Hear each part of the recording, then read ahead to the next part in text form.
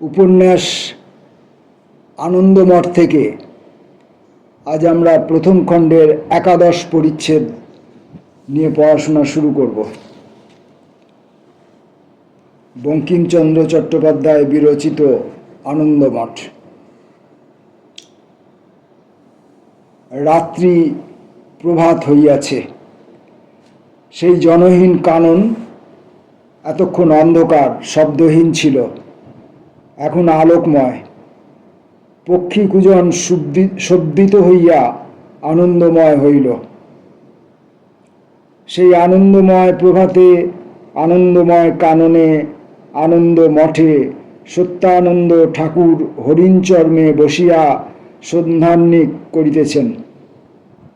কাছে বসিয়া জীবানন্দ। এমন সময়ে ভবানন্দ মহেন্দ্র সিংহকে সঙ্গে লইয়া আসিয়া উপস্থিত হইল। ব্রহ্মচারী বিনা বাক্য ব্যয়ে সন্ধ্যাহ্নিক করিতে লাগিলেন। কেহ কোনো কথা কহিতে সাহস করিল না। পরে সন্ধ্যাহ্নিক সমাপন হইলে ভবানন্দ জীবানন্দ উভয়ে তাহাকে প্রণাম করিলেন এবং পদধূলি গ্রহণপূর্বক বিনীতভাবে উপবেশন করিলেন। তখন সত্যানন্দ ভবানন্দকে ইঙ্গিত করিয়া বাহিরে রইয়া গেলেন। কি কথোপকথন হইল তাহা আমরা জানি না। তাহার পর উভয় মন্দিরে প্রত্যাবর্তন করিলে ব্রহ্মচারী সকরুণ সহাস্য বদনে মহেন্দ্রকে বলিলেন, বাবা, তোমার দুঃখে আমি অত্যন্ত কাতর হইয়াছি। কেবল সেই দীনবন্ধুর কৃপায় তোমার স্ত্রীকন্যাকে কাল রাত্রিতে আমি রক্ষা করিতে পারিয়াছিলাম। এই বলিয়া ব্রহ্মচারী কল্যাণীর রক্ষা বৃত্তান্ত বর্ণিত করিলেন। তারপর বলিলেন যে, চলো, তাহারা যেখানে আছে তোমাকে সেখানে লইয়া যাই। এই বলিয়া ব্রহ্মচারী অগ্রে অগ্রে, মহেন্দ্র পশ্চাৎ পশ্চাৎ দেবালয়ের অভ্যন্তরে প্রবেশ করিলেন। প্রবেশ করিয়া মহেন্দ্র দেখিল অতি বিস্তৃত, অতি উচ্চ প্রকোষ্ঠ। এই নবারুণ প্রফুল্ল প্রাতঃকালে, যখন নিকটস্থ কানন সূর্যালোকে হীরকখচিতবৎ জ্বলিতেছে, তখন সেই বিশাল কক্ষায় প্রায় অন্ধকার। ঘরের ভিতর কি আছে মহেন্দ্র প্রথমে তা দেখিতে পাইল না।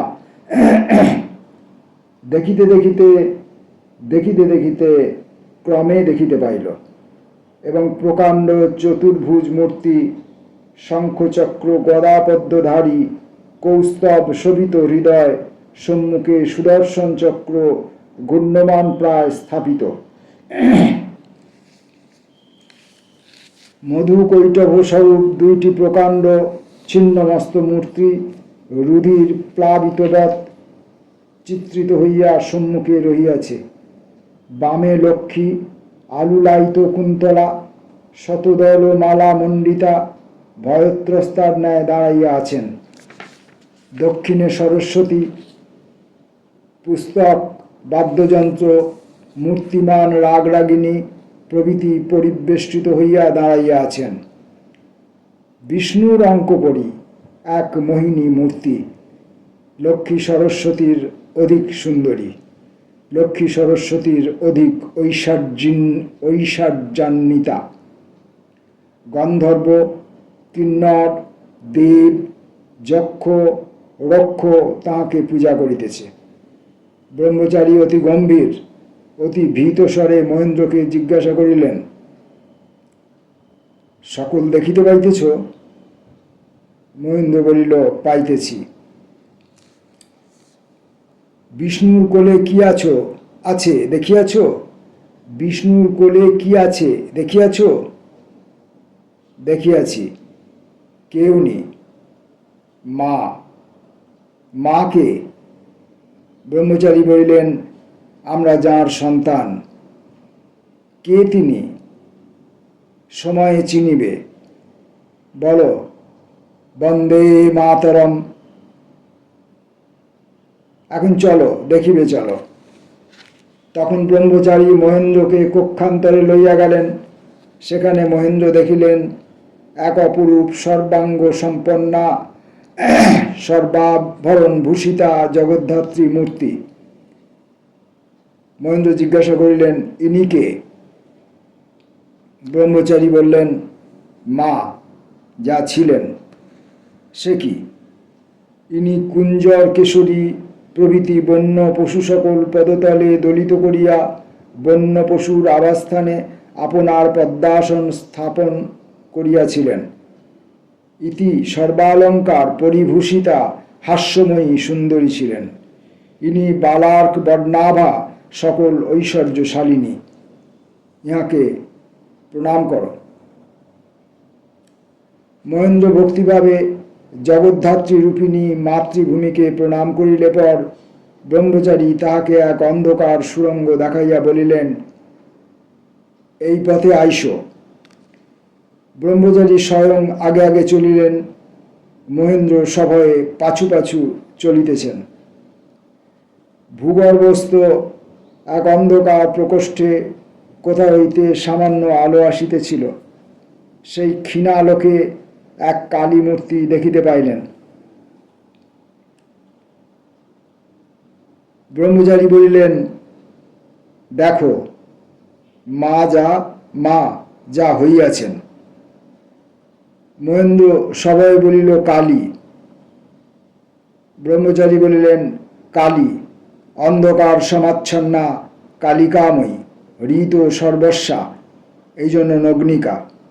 আজি দেশে সর্বত্রই শ্মশান, তাই মা কঙ্কাল মালিনী। আপনার শিব আপনার পদতলে দলিতেছেন, হায় মা। ব্রহ্মচারীর চক্ষে দরদর ধারা পড়িতে লাগিল। মহেন্দ্র জিজ্ঞাসা করিলেন, হাতে খেটক খরপর কেন? আমরা সন্তান, অস্ত্র মার হাতে এই দিয়াছি মাত্র। বলো বন্দে মাতরম। বন্দে মাতরম বলিয়া মহেন্দ্র কালীকে প্রণাম করিলেন। তখন ব্রহ্মচারী বলিলেন, এই পথে আইস। এই বলিয়া তিনি দ্বিতীয় সুড়ঙ্গ আরোহণ করিতে লাগিলেন। সহসা তাহাদিগের চক্ষে প্রাতঃসূর্যের রশ্মি রাশি প্রভাসিত হইল।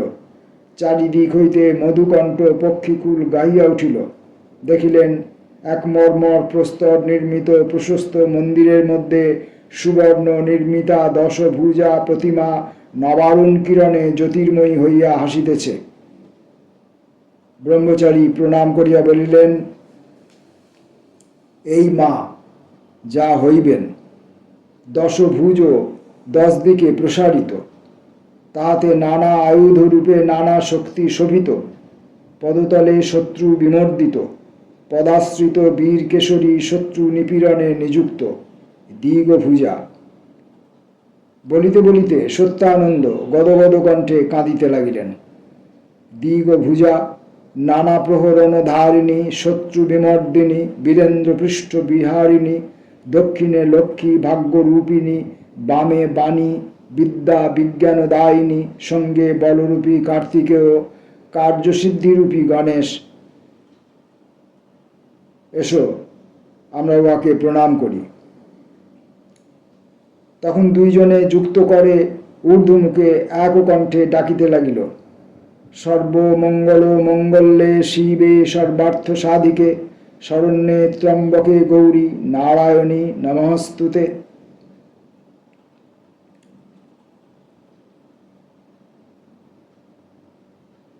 এক মর্মর প্রস্তর নির্মিত প্রশস্ত মন্দিরের মধ্যে সুবর্ণ নির্মিতা দশভুজা প্রতিমা নবারুণ কিরণে জ্যোতির্ময়ী হইয়া হাসিতেছে।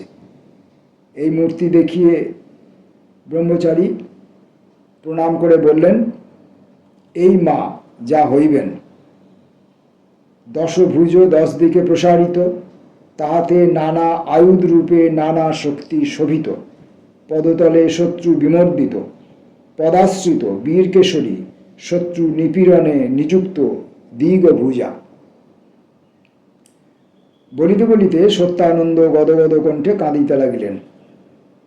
দীর্ঘভুজা নানা প্রহরণ ধারিণী শত্রু বিমর্দিনী, বীরেন্দ্র পৃষ্ঠ বিহারিণী, দক্ষিণে লক্ষ্মী ভাগ্যরূপিণী, বামে বাণী বিদ্যা বিজ্ঞান দায়িনী, সঙ্গে বলদর্পী কার্তিকেয়, কার্যসিদ্ধিরূপী গণেশ। এসো আমরা মাকে প্রণাম করি। তারপর দুজনে যুক্ত করে সেই মাকে প্রণাম করলেন এবং ওই মন্ত্রটি উচ্চারণ করলেন। উভয়ে ভক্তিভরে প্রণাম করিয়া গাত্রোত্থান করিলে মহেন্দ্র গদগদ কণ্ঠে জিজ্ঞাসা করিলেন, মার এ মূর্তি কবে দেখিতে পাইব? ব্রহ্মচারী বলিলেন, যবে মার সকল সন্তান মাকে মা বলিয়া ডাকিবে সেই দিন উনি প্রসন্ন হইবেন। মহেন্দ্র সহসা জিজ্ঞাসা করিলেন, আমার স্ত্রীকন্যা কোথায়? ব্রহ্মচারী বলিলেন, চলো দেখিবে চলো। তাহাদের একবার মাত্র দেখিয়া আমি বিদায় দিব। তাহাদের একবার মাত্র দেখিয়া আমি বিদায় দেব। কেন বিদায় দিবে? আমি এই মহামন্ত্র গ্রহণ করিব। কোথায় বিদায় দিবে? মহেন্দ্র কিয়ৎক্ষণ চিন্তা করিয়া কহিলেন, আমার গৃহে কেহ নাই, আমার আর স্থানও নাই। এই মহামারীর সময় আর কোথায় বা স্থান পাইব? ব্রহ্মচারী, যে পথে এখানে আসিলে সেই পথে মন্দিরের বাহিরে যাও। মন্দির দ্বারে তোমার স্ত্রী কন্যাকে দেখিতে পাইবে। কল্যাণী এ পর্যন্ত অভুক্তা, যেখানে তাহারা বসিয়া আছে সেইখানে ভক্ষ্য সামগ্রী পাইবে। তাহাকে ভক্ষণ করাইয়া তোমার যাহা অভিরুচি তাহা করিও। এক্ষণে আমাদিগের আর কাহারও সাক্ষাৎ পাইবে না। তোমার মন যদি এইরূপ থাকে তবে উপযুক্ত সময়ে তোমাকে দেখা দিব। তখন অকস্মাৎ কোন পথে ব্রহ্মচারী অন্তর্হিত হইলেন। পূর্ব প্রদৃষ্ট পথে নির্গমন পূর্বক দেখিলেন নাট মন্দিরে কল্যাণী কন্যা লইয়া বসিয়া আছে। এদিকে সত্যানন্দ অন্য সুরঙ্গ দিয়া অবতরণ পূর্বক এক নিভৃত ভূগর্ভ কক্ষায় নামিলেন। সেখানে জীবানন্দ ভবানন্দ বসিয়া টাকা গনিয়া থরে থরে সাজাইতেছে। সেই ঘরে স্তূপে স্তূপে স্বর্ণ, রৌপ্য, তাম্র, হীরক, প্রবাল, মুক্তা সজ্জিত রহিয়াছে। গত রাত্রে লুটের টাকা ইহারা সাজাইয়া রাখিতেছে।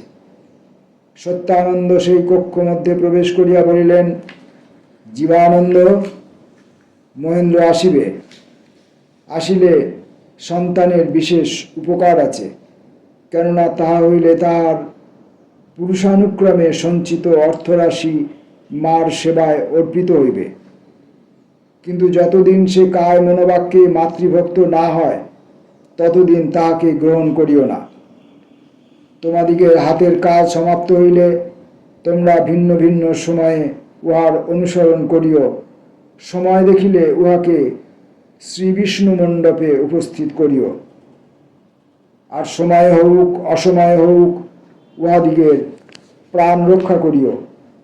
কেননা যেমন দুষ্টের শাসন সন্তানের ধর্ম, শিষ্টের রক্ষাও সেইরূপ ধর্ম। একাদশ পরিচ্ছেদ এখানে সমাপ্ত হলো। আমরা এইটুকু করেই পড়ব। আগের দিন আমি বলেছি যে এই সংস্কৃত ভাষা বাংলা বা সংস্কৃত মন্ত্রগুলি, শ্লোকগুলি পাঠের সময় আমি স্বচ্ছন্দ নই। এবং তাছাড়া বারবার বিভিন্ন ভিডিওতে আমি বলেই থাকি যে আমার কণ্ঠস্বর সুমধুর নয়। আমি পরিবেশনজনিত কোনো কুশলতা আবার নেই। আমি শুধুমাত্র নিজে পড়বার জন্য বইটা পড়ছি এবং এইটাই যদি আমি ভবিষ্যতে আরেকবার শুনতে পাই, তৃতীয়বার শুনতে পাই, বইটা আমার কাছে সবসময় থাকবে না। সেই কারণে আমি এগুলোকে ভিডিও করছি।